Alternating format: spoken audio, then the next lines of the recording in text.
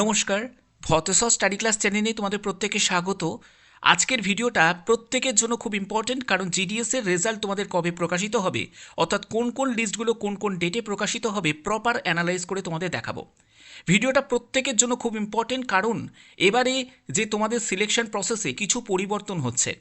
এবারে এসডিএফ মেথডের মাধ্যমে তোমাদের যেহেতু সিলেকশন হবে, তো যারা ফেক ক্যান্ডিডেট তারা প্রথমেই কিন্তু এলিমিনেট হয়ে যাবে, এবং যারা জেনুইন কম নম্বরের প্রার্থী তারাও কিন্তু এবারে সিলেকশন পাবে।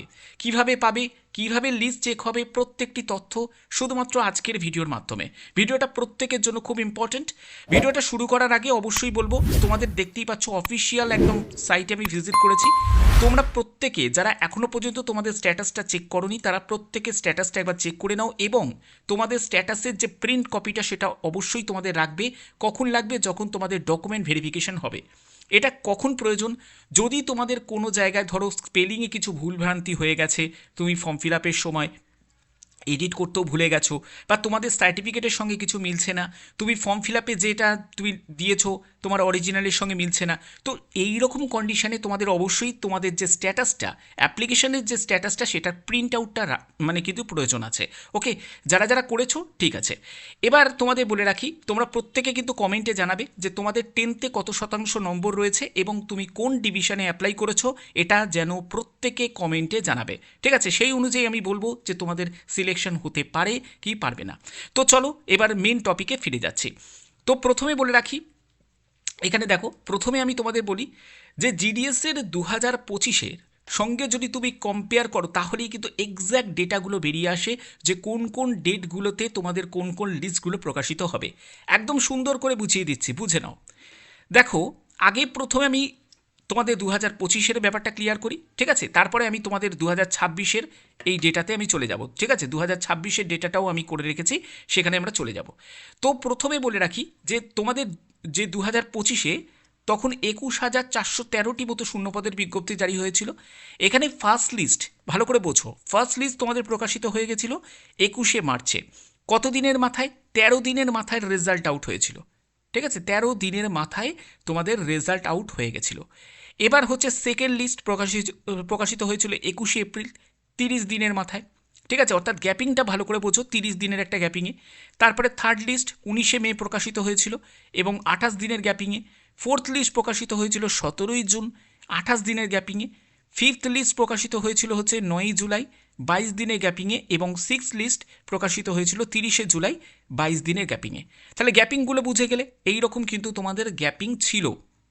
ওকে, তো এবারেও কিন্তু যখন তোমাদের এই যে লিস্ট যখন প্রকাশিত হবে, এরকম তোমরা যে দেখতে পাচ্ছ যে এইরকম যে লিস্ট তোমাদের প্রকাশিত হবে, এটা কিন্তু শুধুমাত্র একটা লিস্ট নয়, এটা কিন্তু একটা শুধু লিস্ট নয়, এর পরবর্তী কিন্তু পরপর অনেকগুলো লিস্ট তোমাদের প্রকাশিত হবে। সেটা 3টে হতে পারে, 4টে হতে পারে, সাধারণত 3টে 4টে নয়, একেবারে 5টা থেকে 6টা কিন্তু লিস্ট তোমাদের কনফার্ম প্রকাশিত হবে। ঠিক আছে, তার জন্য যে তোমার প্রথম লিস্টের নাম নেই বলে ডিসঅ্যাপয়েন্ট হয়ে গেলে তা করলে কিন্তু চলবে না। তোমাকে সেকেন্ড লিস্ট চেক করতে হবে, তারপরে থার্ড লিস্ট চেক করতে হবে, তারপরে ফোর্থ, ফিফথ, সিক্সথ, যে কোনো একটা লিস্টের নাম আসতেই পারে। এবার আগের বারে যদি তুমি কাট আপ দেখে যদি এখনই ভয় পেয়ে যাও, স্যার আগের বারে কাট আপ তো প্রচুর হাই ছিল, এবারেও কি কাট আপ কি এতটাই বেশি হাই হবে, তো সেই ব্যাপারে কি প্রপার ইনফরমেশান রয়েছে আমি সেগুলোর ব্যাপারেও যাব। তার আগে তোমাদের বলে দিই যে দেখো, এবার আমি 2026-এর ডেটাতে চলে যাচ্ছি। 2026-এর যদি তুমি ডেটাটা দেখো, এখানে দেখতেই পাচ্ছ জিডিএস রিক্রুটমেন্ট 2026-এ 28,636 শূন্যপদ, এবং তোমাদের লাস্ট ডেট টু এডিট 19শে ফেব্রুয়ারি পর্যন্ত তোমাদের এডিট অপশন দেওয়া হয়েছিল। ফার্স্ট লিস্ট প্রকাশিত হবে 5ই মার্চ। ঠিক আছে, 5ই মার্চ, 15 দিনের মাথায় একটা এক্সপেক্ট ডেট রাখা হচ্ছে যে 15 দিনের মাথায় কিন্তু তোমাদের রেজাল্ট প্রকাশিত হয়ে যেতে পারে। এবং এখানে second list 4th April, third list 2 May, ঠিক আছে, এবং হচ্ছে তোমাদের ফোর্থ লিস্ট হচ্ছে 30শে মে, এবং হচ্ছে ফিফথ লিস্ট হচ্ছে 22শে জুলাই। অর্থাৎ এই গ্যাপিংগুলো ভালো করে দেখো, 30 দিন, 28 দিন, 28 দিন এবং 22 দিন, মানে যেরকম তোমাদের 2025-এ যেরকম দেখলে এই রকমই কিন্তু তোমাদের একটা গ্যাপিং কিন্তু তোমাদের থাকবে। এটাও কিন্তু সেই জানুয়ারি মাসে 2025-এ কিন্তু নোটিফিকেশান জারি হয়েছিল, এবারে 2026-এও কিন্তু সেই জানুয়ারি মাসে নোটিফিকেশান জারি হয়েছে। তো সেক্ষেত্রে আমি এটাই তোমাদের বলবো, ঠিক আছে, এবারে কিন্তু একদম সেম যা তোমাদের আগেরবার যেরকম হয়েছিল সেরকম করেই তোমাদের ফলো করা হবে এবং এই রকম ডেটগুলোতেই তোমাদের যা বললাম এরকম ডেটেই তোমাদের যে লিস্টগুলো কিন্তু প্রকাশিত হয়ে যাবে, ঠিক আছে? একদিন দুদিন হয়তো এদিক ওদিক হতেই পারে, এটা নিয়ে কোনো ব্যাপার নয়। ওকে, এবার চলে যাচ্ছি আমি পরবর্তী যে আপডেটে পরবর্তী সেটি হলো যে কতগুলো লিস্ট তোমাদের প্রকাশিত হবে, এটাও তোমরা অনেকেই জানতে চেয়েছো। তো এই জায়গাটা দেখো, তোমাদের যে এই প্যারা নাম্বার 9তে দেখো বলছে যে short listed candidate in supplementary lists will have to undergo the same process for verification of documents, pre-engagement formalities as discussed in the foregoing paragraph. The process of engagement will be closed and no further list shortlisted candidate will be issued after 30 June 2026। অর্থাৎ বোঝা গেল যে 30 জুনের মধ্যে যা list প্রকাশিত হওয়ার হয়ে যাবে, ঠিক আছে? সেখানে তোমার 6টা লিস্টও প্রকাশিত হতে পারে বা 7টা লিস্টও প্রকাশিত হবে, ঠিক আছে? 7টা লিস্ট সাধারণত হয় না, 6টা লিস্টের মতোই লিস্ট কিন্তু প্রকাশিত হয়ে যায়।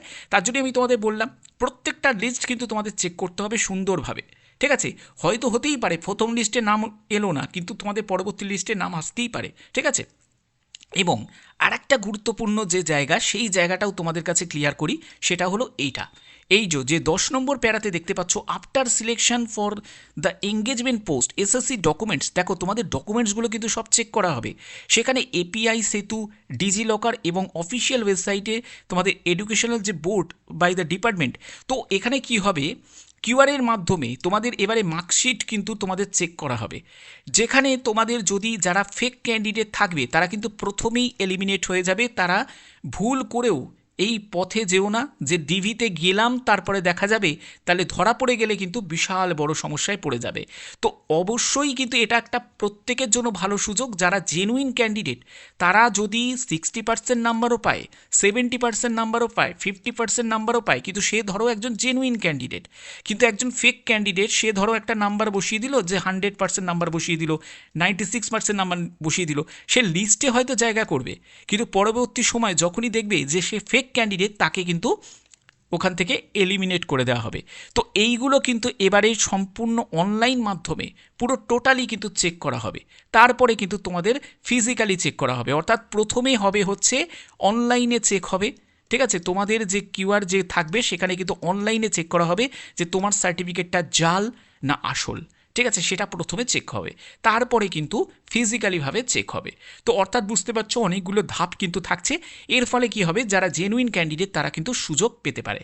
এবার হচ্ছে যে তোমাদের লিস্ট, তোমরা প্রত্যেকে কিন্তু কমেন্টে জানাবে যে 10তে তোমাদের কত শতাংশ নম্বর রয়েছে এবং তুমি কোন ডিভিশনে অ্যাপ্লাই করেছো, অবশ্যই কিন্তু প্রত্যেকে কমেন্টে জানাবে। ওকে, তো তোমাদের আগেও আমি বলেছি যে এখানে কিন্তু সব জায়গায় কিন্তু সমান কাট অফ যায় না। যেমন দেখো, একজন ক্যান্ডিডেট সে এবিপিএমে আবেদন করছে কি বিপিএম আবেদন করছে সেটা কিন্তু যেমন ইম্পর্টেন্ট, ঠিক তেমনি সে কোন বিওতে আবেদন করছে সেটাও কিন্তু ইম্পর্টেন্ট, কারণ সমান বিওতে কিন্তু কাট অফ যায় না। ডিভিশন সেম, ঠিক আছে? দেখবে যে পোস্টও দেখবে সেম, কিন্তু তার বিও আলাদা, তো কাট অফটাও কিন্তু আলাদা, এটাও কিন্তু হয়। আবার দেখবে যে ডিভিশন সেম, বিও সেম, ঠিক আছে, কিন্তু পোস্ট আলাদা, মানে একজন ক্যান্ডিডেট সে বিপিএমএ করেছে, একজন ক্যান্ডিডেট সে এবিপিএমএ সিলেকশন পেয়েছে, দেখবে তার কাট অফে দেখবে ডিফারেন্সটা, দেখবে যে এবিপিএম তার কিন্তু কাট অফটা কম, আর যা বিপিএম তার কিন্তু কাট অফটা কি থাকবে, বেশি থাকবে। তো অবশ্যই কিন্তু আমি বলে দিয়েছিলাম যে পোস্ট প্রেফারেন্সের সময় কিন্তু এগুলোকে ভালো করে বুঝে তারপরে পোস্ট প্রেফারেন্স সাজাতে হবে। এই পোস্ট প্রেফারেন্সের উপরই কিন্তু ডিপেন্ড করে সিলেকশন।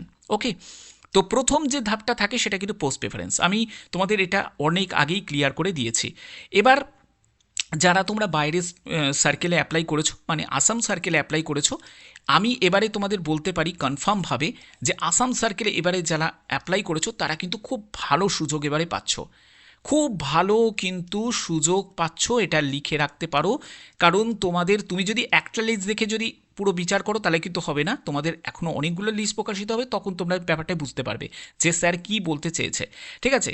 তো এই হচ্ছে তোমাদের মেন ব্যাপার।